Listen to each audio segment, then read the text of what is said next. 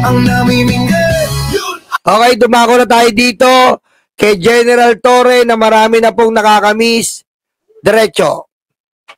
Ito na, last battle na itong 2028 election. Juncture. Kasi talagang ito na yung magde-decide kung anong mangyari sa bansa natin, national security concern. So there's really that great challenge to harmonize all these nagbabanggaang mga interest. Kasi sa ngayon, these differences that we have, ito yung nagdi-divide sa atin. But the greatest challenge now is how to find that X factor, that key that will unite us despite our diversity. And get the strength. Get our strength.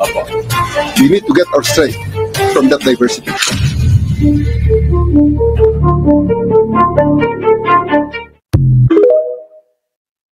Ayan po ha.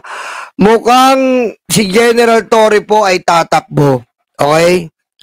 Mukhang si General Torre po ay tatakbo kasi last battle na itong 2028 election. Juncture. Kasi talagang ito na yung magde-decide kung anong mangyari sa bansa natin, national security concern. So there's really that great challenge to harmonize. Totoo yung sinasabi niya. Etong 2028 po, bago natin pag-usapan po ang pagtakbo ni General Torre. Kasi alam niyo naman tayo, may mga A1 information po tayo eh. May A1 information po tayo. Ganun tayo kalakas dito. Simple-simple lang po si Nyolo, pero may mga information po tayo. Pero malaman po yung sinabi ng ating idolong, si General Torre, na this 2028 is the deciding factor, Your Honor, Mr. Chair, that this is the deciding factor on what future does the Philippines will become. Grabe yung pag-i-English ko ngayon ah. Ang sarap ng kinain kong tilapia. Madulas yung bibig ko sa kaka-English ngayon ah. Ang sarap ng kinain kong tilapia. Puro English ako ah. Ganun. Pero tama po yun. Kasi po, kapag ang presidente pong pumalit sa ating Pangulong Bongbong Marcos ay hindi po sinundan ang magaganda, ang mga malulupit na mga ginawa ng ating Pangulo, ay wala pong mangyayari.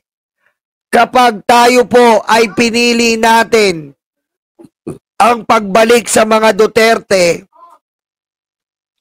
guguho po tayo. Bakit kamo? Ang pagiging presidente po ng Pilipinas ay hindi po sapat ang 6 na taon.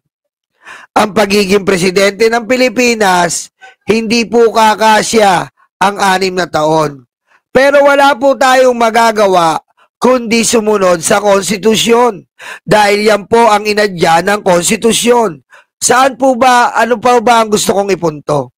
Kailangan po ang papalit sa Pangulong Bongbong Marcos ay susundan niya ang mga magagandang idealismo, idea, proyekto na inilatag. Kasi parang naglatag pa lang ang Pangulo eh, sa tutusin po.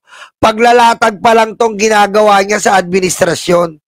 Kasi it takes almost 10 years para po maging solido ang isang proyekto.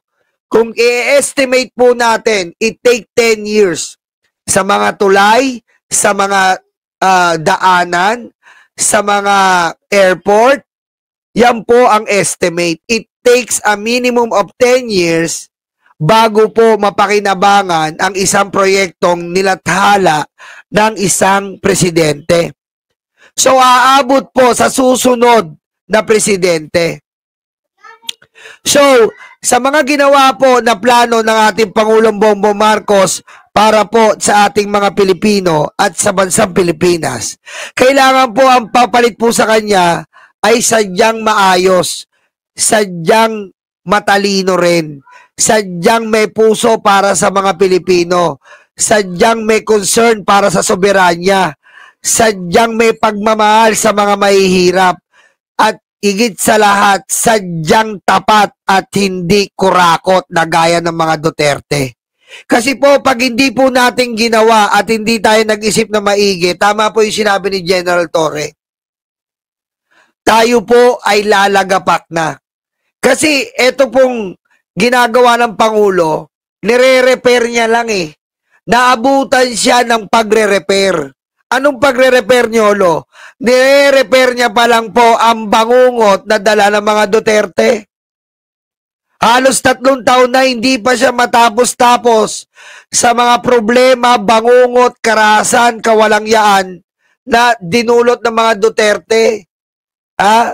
Kaya ayan pa ang inaayos ng Pangulo. Kita nyo sa flood control. Sadyang ang kitang-kita natin ngayon. Sa panahon ng Duterte, umusbong, lumago ang nakawan ng flood control. Ngayon, nare-repair pa lang ng Pangulo to. Kapag ang pumalit po ay hindi kaalyado, kapanalig, iisang layunin ni Bongbong Marcos, wala na pong Pilipinas. Wala na tayong aasang economic growth, Your Honor. Economic growth. Wala na tayong aasang magandang kinabukasan. Kasi kung lahat yon ay hindi ipagpapatuloy ng isang presidenteng papalit, wala na. Kasi may gagawing ibang presidente niya kung sakasakaling si Sara, i-stop niya yan. Ang mga magnanakaw, papakawalan niya yan. Ang mga proyekto, iibayin niya. Ang sinimulan na magandang adikain sa OFW, sa mga mahihirap, sa mga kapuspalad, babaguhin ni Sara yan. Okay? Kaya mag-isip po tayong maigi. Sandali lang po saglit lang. Ang bagang inubos ang Pinoy, yun ang bangga. Nakakulong sa head, yun ang bangga. Sinigong kaibanga, sinigong aibanga. Hindi kayang talunin ang isang tulad mo. Galit na galit sa'yo dahil ububusin mo. Manggakura kon multo, maganda kayo. Si BBM ang ubos sa mga kagaya niyo. Hindi kayang talunin ang isang tulad mo. Galit. Kaya ito pong 2028, tama po. Pakinggan natin maigi para malaman nyo. Ito na, last battle na itong 2028 election. Juncture. Kasi talagang ito na yung magde-decide kung anong mangyari sa bansa natin. National security concern. Tama. So there's really that great. Tama po yun. National security concern. Kung ano ba magiging timpla ng bagong Pangulo regarding foreign policy. At pag naging timpla nyo po sa kanyang foreign policy ay China, it's the end. Wala na po.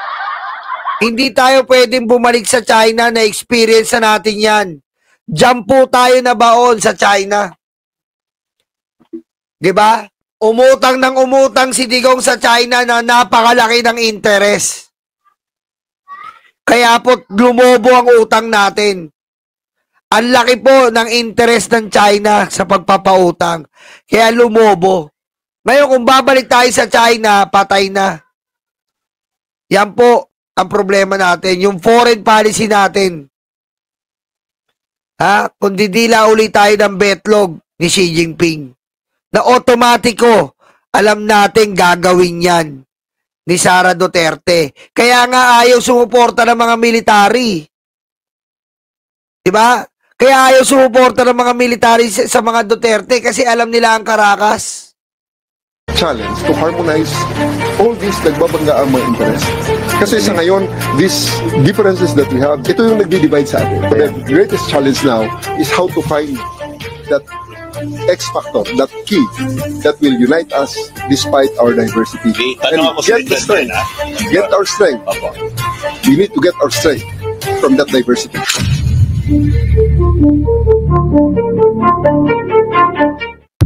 Diba? Diba? Kailangan po, meron po tayong mailuklok na hindi po magdi-divide sa bawat isa sa atin. At ako naniniwala ako si Vico Soto yan, maaaring si Risa, maaaring marami pang iba. Pero wag lang po ang Duterte na alam naman natin na panig po saan sa China. Maka-Pilipino po ang piliin natin.